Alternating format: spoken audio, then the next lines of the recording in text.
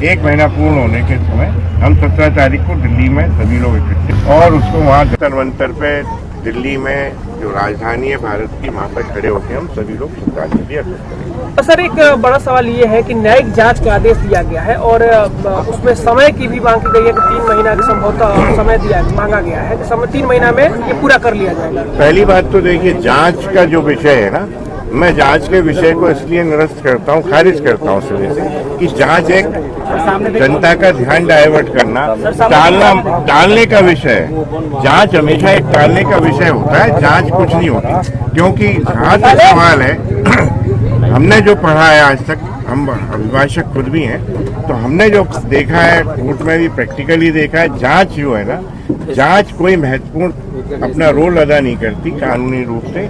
इसलिए जांच को मैं सिरे से निरस्त करता हूं।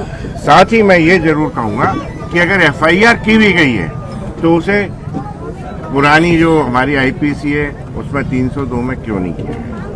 302 क्लियर कट केस बनता है।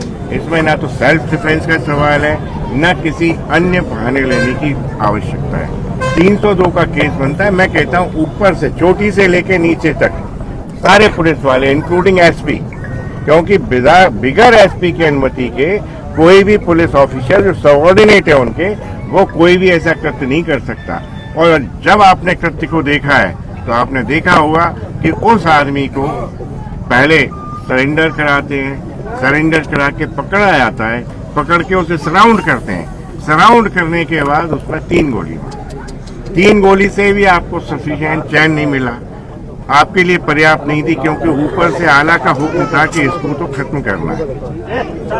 आपने गाड़ी में बैठा के उसे 2 गोली और मारी, वो पोस्टमार्टम रिपोर्ट से क्लियर हो। तो इससे बड़ा ब्रूटल मर्डर केस और क्या हो सकता है। इस हत्या के केस में हत्या की धाराओं में ही एफआईआर होनी चाहिए, अन्यथा हम न रुकेंगे न थमेंगे और इसी तरह से चलते रहेंगे। आज शांत है, कल अशांत भी होंगे। आगे की लड़ाई कैसे लड़ेंगे सर?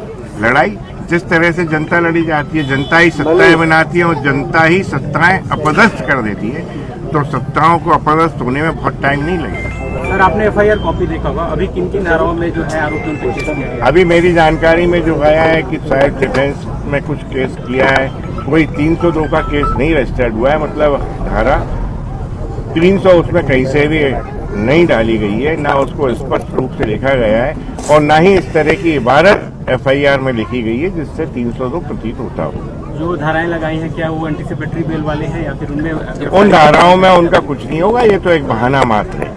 अगर वाकई में कोई कार्रवाई सत्ता करनी थी तो पूरा एसपी से लेके और जितने पुलिस ऑफिसर्स वहां मौजूद थे सबको सस्पेंड करके दूसरी जगह इनकी पदस्थापना करते, इनका हेडक्वार्टर दूसरी जगह निश्चित करते, उसके बाद एफआईआर करके इनकी जमानतें 302 में कम से कम होनी चाहिए। हत्या का प्रकरण दर्ज होना चाहिए सभी पे और ये भी स्पष्ट होना चाहिए किस किसने वहां पे कैसे कैसे गोली मारी, वो स्टोरी भी पूरी की पूरी सामने आनी चाहिए।